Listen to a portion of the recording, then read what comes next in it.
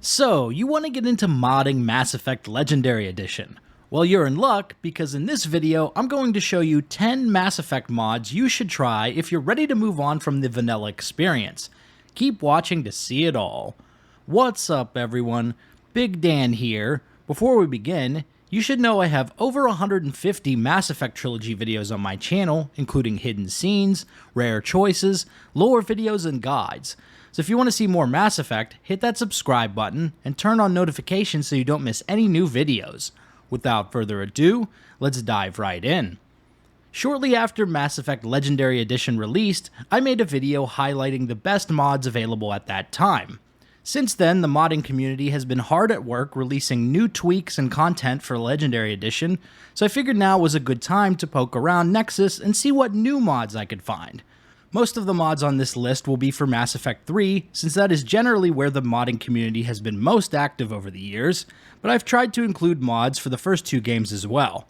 All of these mods can be downloaded from Nexus. I've put links to every mod in the description and pinned comment if you want to check them out yourself. As always, be sure to read the full installation instructions and back up your game files before installing any of these, just in case you run into any technical problems. Now that I've read you the Riot Act, let's dive into the list.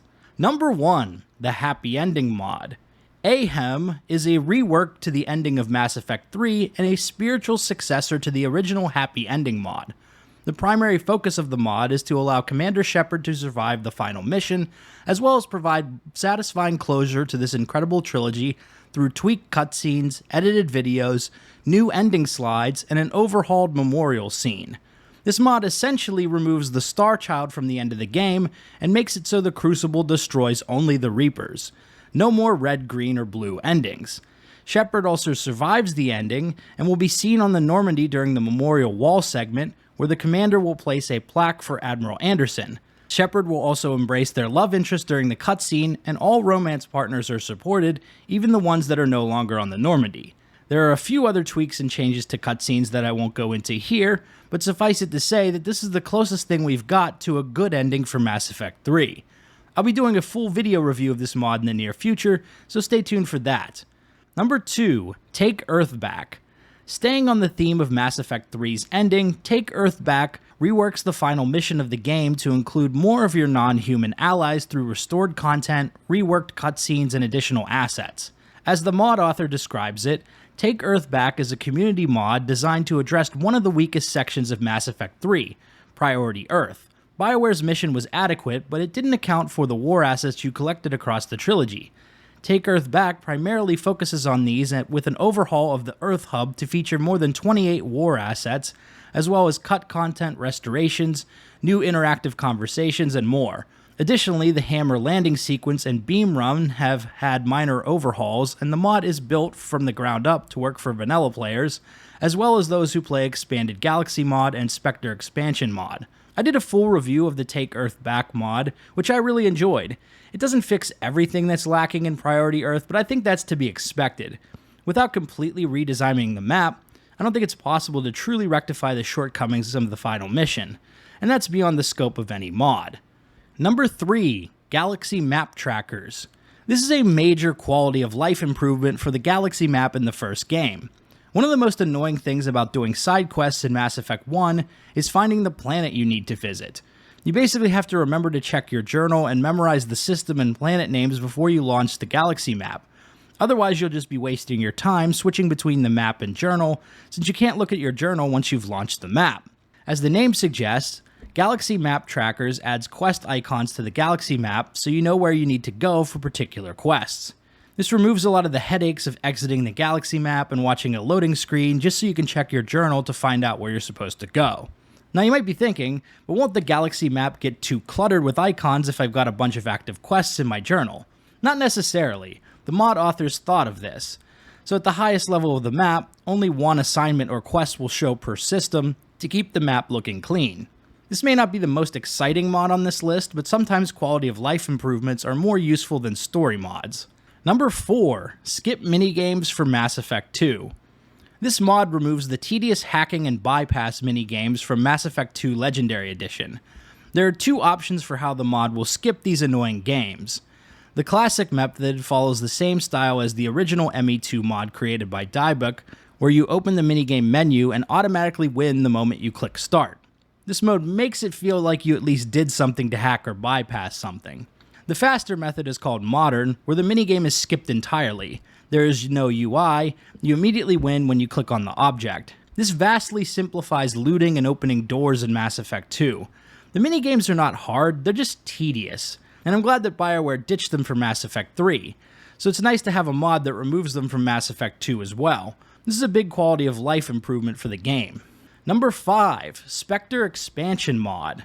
This mod fleshes out the Shadow Broker and Spectre terminals in Mass Effect 3 and presents the player with new difficult choices to consider via Spectre authorizations.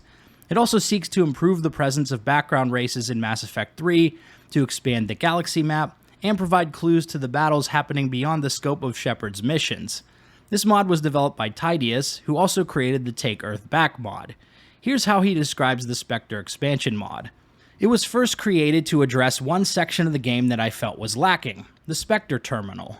Since then, it has grown in scope to include updates to the Shadow Broker Terminal, a new shop and items, combat mission additions, address some item gamification, improve the content for the less powerful aliens, and to expand the galaxy map to include homeworlds from the background lore and new anomalies and galaxy map assignments.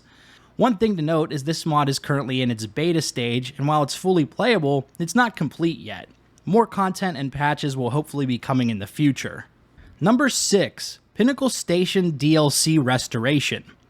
I did a review of this mod a few months back, and yeah, it basically just restores the Pinnacle Station DLC for Mass Effect 1. This DLC was not included in Legendary Edition because BioWare no longer had a copy of the source code, so they decided to cut it from the remaster, estimating that it would have taken them an extra 6 months of development time to rebuild it or port it over from OG Mass Effect 1. And that sounds about right because the Pinnacle Station mod became available about 6 months after Legendary Edition came out. So yay for modders for bringing this DLC back to life. I've done a couple of videos on Pinnacle Station, and if you've seen those, you know this isn't my favorite DLC. It's basically just a glorified combat simulator with no real story to speak of. That being said, I think it's great that the modding community brought this one back. And it's always nice to get that swanky apartment on Entice, even if it's not as baller as the one Shepard gets on the Citadel in Mass Effect 3. Number 7, Citadel Epilogue Mod. This mod makes the Citadel DLC play like a true epilogue, rather than something that happens before Priority Earth. I always save the Citadel DLC party for the end of my playthroughs, so it's nice to have a mod that incorporates this more smoothly. One of the coolest things about this mod is the Ultimate Party, which allows you to experience both the quiet and rowdy versions of the party in a single experience. That way you can experience as much of the dialogue as possible in one go. CEM also modifies some of the dialogue to remove any talk of the Reapers or winning the war. There are some other tweaks as well, such as allowing certain romances like Jack and Miranda to walk towards the Normandy with the rest of your crew at the end, instead of parting ways during the goodbye scene. Most of these changes can be toggled on or off, so you can customize the Citadel Epilogue mod and tailor it to your preferences. Number 8. Same Gender Romances LE1 and More Gay Romances. These are actually two separate mods, but they do the same thing for different games in Legendary Edition. Add in more same-sex romance options. So if you want to romance Ashley, Miranda, and Jack as FemShep, or Kaidan as a male Shepard, then these mods are for you. Both mods accomplish this goal by restoring some cut dialogue and animated cutscenes. Same-gender romances for LE1 allows Ashley and Kaidan to be romanced by both male and female Shepard, utilizing unused dialogue in the game files. More Gay Romances uses a combination of cut content and repurposed dialogue to deliver fully voiced gay romances with Miranda and Jack. While there is a fair amount of cut content in the game files for these romances, there's also quite a bit of dialogue that was left unvoiced. To address this problem, this mod repurposes dialogue from other areas of the game to fill in for any unvoiced dialogue.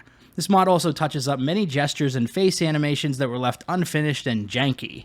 Number 9, Expanded Galaxy Mod. This mod ports over the features from the original EGM for OG Mass Effect 3, and as such, it's not fully complete yet. But basically, this mod adds in a bunch of quality life improvements, immersive elements, new weapons and armor, and much more to provide a more fleshed out and expanded Mass Effect experience. Here are some of the highlights of the mod. New weapons and inclusion of heavy weapons in your loadout, like the Geth Spitfire, Collector SMG, etc. Highly customizable Normandy, including new areas of the ship like a firing range and additional Marines and NPCs. Cutscene fixes to show your currently equipped weapon instead of random sidearms, which was a huge immersion breaker, particularly in Mass Effect 3. Additional immersive elements for love interest, including pictures in your cabin and the option to invite them up for quality time. Restored dialogue between squad mates such as Liara and Ashley, more outfit options for squad mates, and much more. There are some other features as well, which you can check out in the mod description page on Nexus. If you're really looking to overhaul a lot of the features in your Mass Effect experience, then the Expanded Galaxy mod could be right for you. And last but not least, Miranda Buttshots Restored for Mass Effect 2 and 3. I had to throw a bone to all the Coomers out there in the Mass Effect community. One of the biggest controversies surrounding the release of Mass Effect Legendary Edition was BioWare's decision to change the camera angle in 2 conversations with Miranda. One in her office in Mass Effect 2, when you're getting her loyalty mission, and one in the Spectre office in Mass Effect 3. I never really cared about this. Those angles always made me laugh a little and cringe a little because of how over the top they were in the original games, but some people absolutely lost their shit when they learned BioWare was quote-unquote censoring Mass Effect.